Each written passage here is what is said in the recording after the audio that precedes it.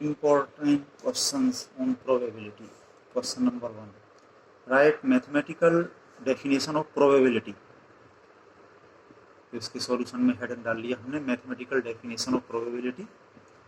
If a random experiment consist of N mutually exclusive collectively exhaustive and equally likely outcomes, and an event A occurs in m of these n ways, then the probability of happening of event A is defined as PA equal to m upon n. Total outcomes जो होते हैं वो upon में है n, और A के favourable जितने संख्या में आउटकम्स हैं वो m, ये ऊपर हैं, इनका रेशो है A के फेवर में जितने हैं उसका टोटल से रेशो, ये A के होने की प्रोबेबिलिटी हो जाती है. Next question 2. State addition theorem of probability. Heading डाल लिया addition theorem of probability. For any two events A and B, P means probability of A union B. इसको हम A प्लस B भी लिख सकते हैं, इसलिए ये एडिशन थ्योरम है. और इसमें A और B भी लिख सकते हैं. A या B के होने की प्रोबेबिलिटी ये होता है equal to probability of A plus probability of B minus probability of A intersection B. A intersection B को A इंटू B यानी कि मल्टीप्लीकेशन भी लिख सकते हैं A और B का, और इसको जो है एंड भी कहते हैं, A तथा B के होने की प्रोबेबिलिटी, ये मतलब है. तो ये है A और B दोनों का कॉमन. अगर ये A और B डिसजॉइंट हो, यानी कि A और B में कॉमन कुछ भी ना हो, तो ये A इंटरसेक्शन B ये हो जाएगा एक नल सेट, जिसको फाइव से नोट करते हैं. उसमें कोई भी आउटकम नहीं है संख्या में, वो जीरो, यहाँ डेफिनेशन से जीरो अपॉन टोटल, तो इसकी प्रोबेबिलिटी हो जाएगी जीरो. जब ये कुछ है ही नहीं तो इसकी प्रोबेबिलिटी जीरो, तो ये टर्म खत्म हो जाएगा. उस केस में खाली रह जाएगा P A union B equal to P A plus P B. तो उसका पर्टिकुलर केस बताया है मैंने. जनरली तो ये है एडिशन थ्योरम. और जिस तरह से यहाँ पर टू इवेंट्स ए बी के लिए लिखा है, इसी तरह से ए बी सी तीन के लिए लिख सकते हैं और ज्यादा के लिए भी लिख सकते हैं. Next question 3. What is multiplication theorem of probability. Two events के लिए जैसे ऊपर लिया था वैसे यहाँ पे हमने ले लिया, हेडिंग डाल दिया multiplication theorem of probability. For any two events A and B, probability of A intersection B, ये मल्टीप्लीकेशन में भी लिख सकते हैं हम इसको ए इंटू बी, तो इसलिए ये मल्टीप्लीकेशन थ्योरम है. और ये होता है equal to P A into P B upon A. ये पी बी अपॉन ए है कंडीशनल प्रोबेबिलिटी, ए के होने पर बी के होने की प्रोबेबिलिटी. और इसी चीज इसमें जैसे कि हमने ए और बी में से ये ए यहाँ पे लिख लिया, तो ये ए अपॉन में आ गया. इसी तरह से हम दूसरी तरह से इसको ऐसे भी लिख सकते हैं कि ये इसमें बी को लिख लिया बाहर पी बी, तो ये बी अपॉन में आ गया, P B into P A upon B, ये हो गया. तो जनरली तो ये है. इसमें अगर पर्टिकुलर केस लें हम, ए और बी अगर इंडिपेंडेंट हैं, ए के होने से बी पे कोई फर्क नहीं पड़ता, तो ए के होने पर बी के होने की प्रोबेबिलिटी ये हो जाएगी पी बी के बराबर, P B upon A P B के बराबर हो जाएगा. तो हो जाएगा P A into P B. इसी तरह से ये भी P B into P A. ठीक है, तो P A into B equal to P A into P B हो जाएगा उस केस में. वो तो पर्टिकुलर केस हुआ अगर ये इंडिपेंडेंट है तो. जनरली तो ये है थ्योरम. और जिस तरह से हमने यहाँ पर ए बी दो इवेंट्स के लिए लिखा है, इसी तरह से दो से ज्यादा के लिए भी ये थ्योरम लिखी जा सकती है. Question number 4. A and B throw alternately a pair of dice. दो पासों को फेंकते हैं. एक पासे में होते हैं 6 आउटकम्स 1 से लेकर 6 तक, और दूसरे में भी उतने ही हुए 1 से लेकर 6 तक. तो दो को एक साथ फेंकते हैं.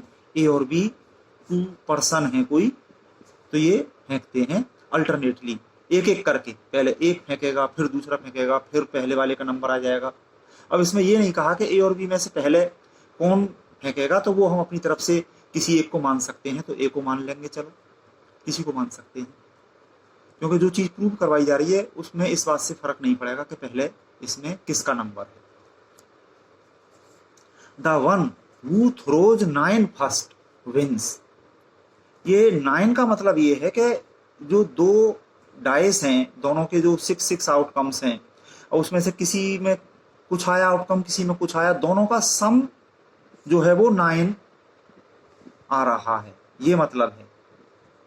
ठीक है, the one who throws 9 first, जिसका पहले 9 आ जाए, दोनों डाइस का सम 9 आ जाए जिसका पहले, वो जीत जाता है।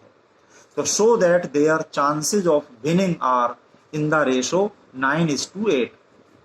इन दोनों का, ये जो दो प्लेयर्स हैं ए और बी, इन दोनों के जीतने का जो चांसेस यानी कि प्रोबेबिलिटी का रेशो 9:8 है, ये हमें प्रूव करना है।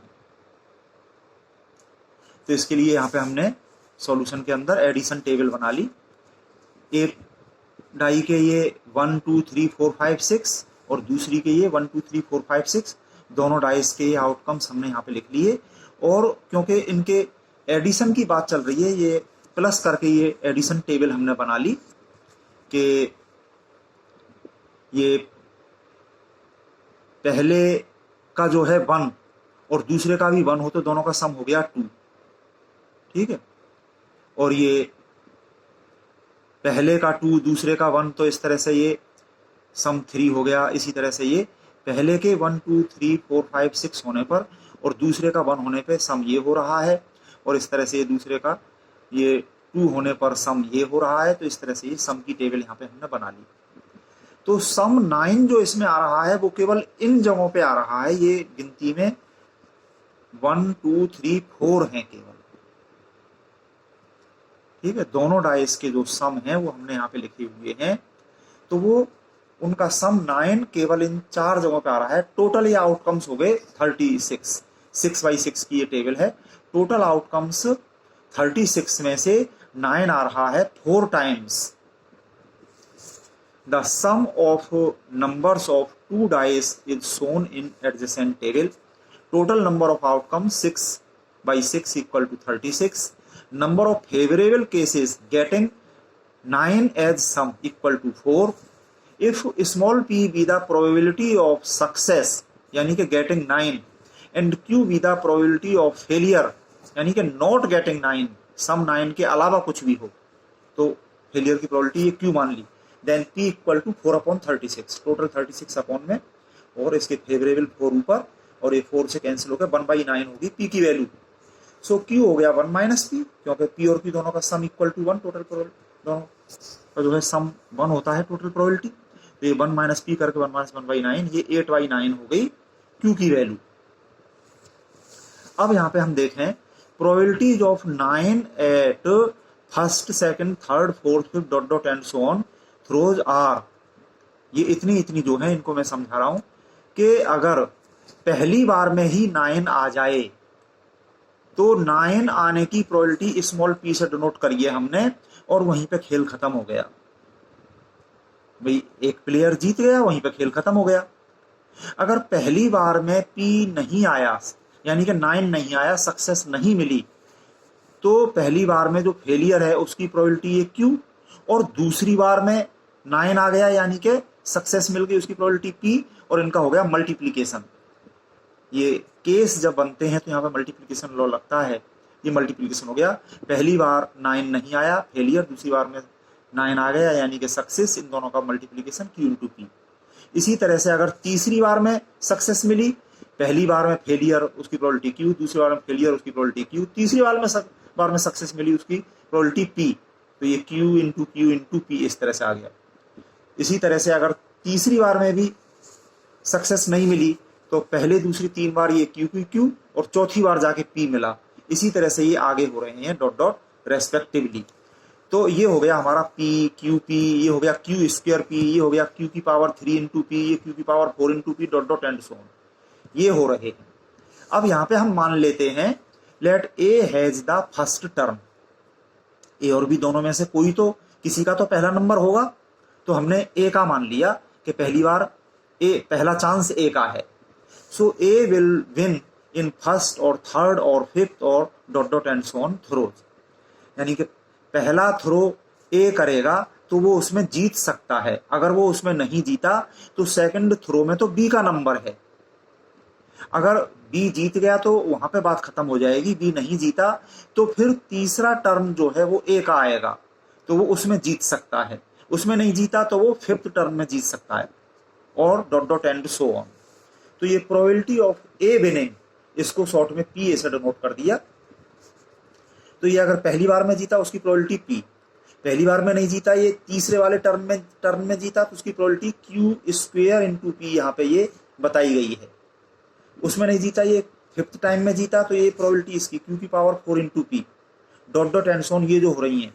अब यहाँ पे आ रहा है कि ये या तो पहली बार में जीत जाएगा, या तीसरे टर्म में जीतेगा, या पांचवें टर्म में जीतेगा। यहाँ पे जो आ रहा है या, यानी कि और, ओ आर और, तो उसमें लग जाता है एडिशन लॉ।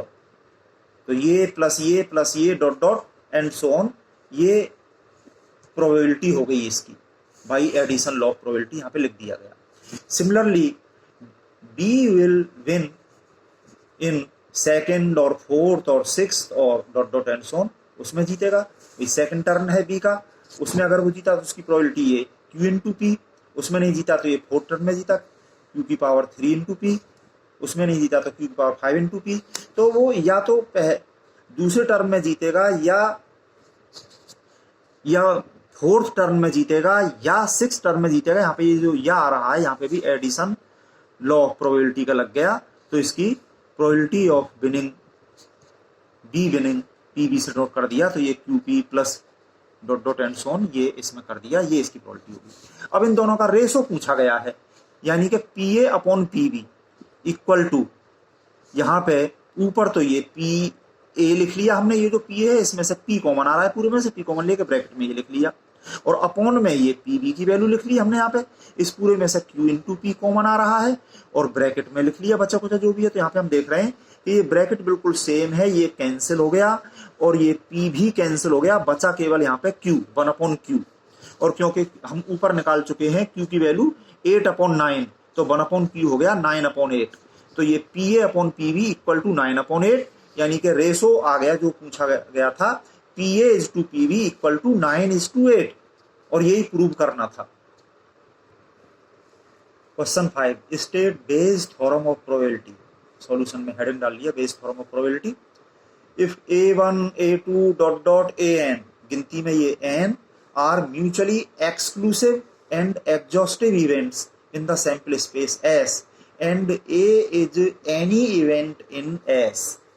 इस तरह से ये पूरा हमने ये सैंपल स्पेस S ले लिया, ये पूरा सैंपल स्पेस S है ये पूरा, और इसमें ये A1, ये A2, ये A3, ये A4 dot dot up to ये AN, ये ले लिए हमने सैंपल स्पेस S में। ये जो हैं सारे के सारे म्यूचुअली एक्सक्लूसिव हैं, इनमें किसी में भी किसी एक दूसरे से कुछ भी कॉमन नहीं है, और ये एग्जॉस्टिव है, यानी कि इन सबको मिलाकर के सबका यूनियन जो है वो पूरा सैंपल स्पेस S बन रहा है। इस तरह से ये इवेंट्स हैं A1 से लेके N तक are mutually exclusive and exhaustive events in the sample space S and A is any event in S। इस S के अंदर A कोई भी इवेंट है, ये A जो है A1 हो सकता है, A2 हो सकता है, इनमें से कोई हो सकता है, या A1 और A2 को मिलाकर के A हो सकता है, या ये थोड़ा थोड़ा कईयों को मिला करके इवेंट ए हो सकती है। एस के अंदर ये कुछ भी हो सकता है। ए मैंने मान लिया ये ए, इतना कुछ भी हो सकता है ये ए। तो ये बेस थ्योरम कहती है देन पी ए के अपॉन ए, ये ए के जो है A1 से लेके AN तक, इन्हीं में से कोई भी पर्टिकुलर ए के, यानी कि ये A1 हो सकता है, A2 हो सकता है, A3, ये कोई सा भी इनमें से ए के अपॉन ए, यानी कि ए के होने पर ए के होने की प्रोबेबिलिटी इक्वल टू, यहां पर इसका जो रिवर्स है ए के अपॉन ए का रिवर्स ए अपॉन ए के, इसकी प्रोबेबिलिटी आ गई यहां पर, और मल्टीप्लीकेशन में ये जो अपॉन में ए के है उसकी प्रोबेबिलिटी आ गई पी ए के, और अपॉन में इस तरह के सारे टर्म्स, जैसा कि यहाँ पर ये एक लिखा हुआ है, इसी तरह के जैसे इनमें से कोई एक यहाँ पे पर्टिकुलर ए केथ यहाँ पे आ गया और यहाँ पे ये सारे i इक्वल टू 1 से लेकर के n तक, ये सारे यही ऊपर वाला नीचे उतार दिया, k की जगह i लिख दिया और i की वैल्यू 1 से लेके n तक, यहाँ पे अपॉन में ये सारे आ गए, k इक्वल टू 1 से लेके n तक, इनमें से कोई सा भी हो सकता है।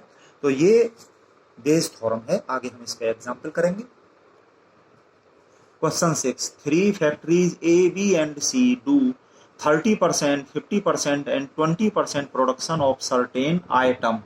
इसको हम पढ़ने के साथ साथ ही मैथमेटिकली लिखते जाएं इसके सॉल्यूशन में। Let A, B and C be the events that the item is produced by factories A, B and C।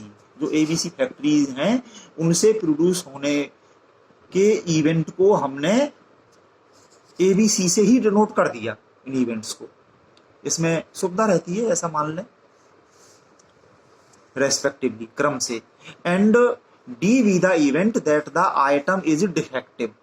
इसमें आउट ऑफ देयर प्रोडक्शन, इन ABC के प्रोडक्शन में से इतने इतने 8%, 5% and 10% of the items produced are defective respectively. ये इतना जो दे रखा है, इनको मैथमेटिकली हमने लिखा है इस तरह से, ये मानते हुए ABC और D जो इवेंट्स हमने मान लिए। सो वी हैव गिवन, ये हमें दे रखा है कि आइटम A फैक्ट्री से बना हुआ है, इसकी प्रोबेबिलिटी है 30%, यानी 30/100, यानी कि 0.3 हो गया PA। इसी तरह से B से बना हुआ होने की प्रोबेबिलिटी 50%, 50/100, ये 0.5। इसी तरह से C का हो गया ये 0.2, ये हो गया। अब ये A से बने होने पर डिफेक्टिव होने की प्रोबेबिलिटी, यानी कि A के होने पर D के होने की प्रोबेबिलिटी PD/A, ये है 8%, यानी 8/100, 0.08 हो गया। इसी तरह से PD/B हो गया 0.05 और ये PD/C हो गया 0.10। इस तरह से ये चीजें हमें दे रखी हैं। फिर उसके बाद कह रहे हैं an item is purchased and is found to be defective. अब रैंडमली कोई सा भी आइटम देखा गया, वो डिफेक्टिव पाया गया, तो find the probability that it was a product of factory A. ठीक है भाई, जो रैंडमली कोई सा भी आइटम जो डिफेक्टिव पाया गया है, उसके फैक्ट्री ए के बने होने की प्रोबेबिलिटी पूछी गई है, यानी कि डिफेक्टिव होने पर फैक्ट्री ए के द्वारा बने हुए होने की प्रोबेबिलिटी ये पूछी गई है। लिखा हुआ है एंड PA/D इज रिक्वायर्ड, ये पूछा गया है। ये बेस थ्योरम का क्वेश्चन है यहाँ पर, हेंस बाय बेस थ्योरम। इस बेस थ्योरम को जो यहाँ पर हमने ऊपर जनरली लिखा था, पर्टिकुलर यहाँ पे देखो लिखना कितना आसान है। ये जो निकलवाया है PA/D equal to, Bayes theorem से कैसे लिखते हैं, जो PA/D यहाँ पे लिखा है, इसका रिवर्स PD/A यहाँ पे लिख लिया, और ये अपॉन में A आ रहा है, तो A के होने की प्रोबेबिलिटी यहाँ पे लिख लिया, ये PA इंटू PD/A ऊपर आ गया, और अपॉन में यही चीज नीचे लिख के इसमें सिग्मा लगा दिए कि भाई इस तरह के जो 3 टर्म्स होंगे, जैसा ये A के लिए लिखा है, इसी तरह से दूसरा टर्म B के लिए होगा, तीसरा टर्म C के लिए होगा। ये यहाँ पे हमने लिख भी दिए, जो टर्म ऊपर है वही टर्म यहाँ पे नीचे भी है, और इसके अलावा इस तरह के जितने भी टर्म्स हैं वो सारे इसमें प्लस हो रहे हैं। ये बेस थ्योरम है, सिग्मा का मतलब ये सारे टर्म्स इसमें आ गए। इसी तरह से PB/D होता तो यहाँ पे सेकंड टर्म आ जाता यहाँ पे ऊपर, और अपॉन में तो सारा यही रहता। PC/D निकालते तो यहाँ पे ऊपर जो है ये थर्ड टर्म आ जाता, अपॉन में तो यही सारे होते। तो जैसे यहाँ पे ये एक पार्ट कर रहे हैं, इसी तरह से कई क्वेश्चन में 2 करवाते हैं, 3 करवाते हैं, वो हम इसी तरह से इजीली कर सकते हैं। तो इसमें ये जो वैल्यूज हैं ऊपर, ये सारी वैल्यूज हमने यहाँ पे ये रख दी, और कैलकुलेशन का बड़ा अच्छा तरीका है। इसमें जो पॉइंट में आ रहे हैं, पॉइंट 1 2 3 प्लेस, तो ये बन के आगे 30 लगा के ऊपर नीचे मल्टीप्लाई हम कर लें तो बड़ा सिंपल हो गया। ये इतने अपॉन ये जो है 24/69, और ये सिंप्लीफाई हो गया 8/23। Hence the required probability is 8/23।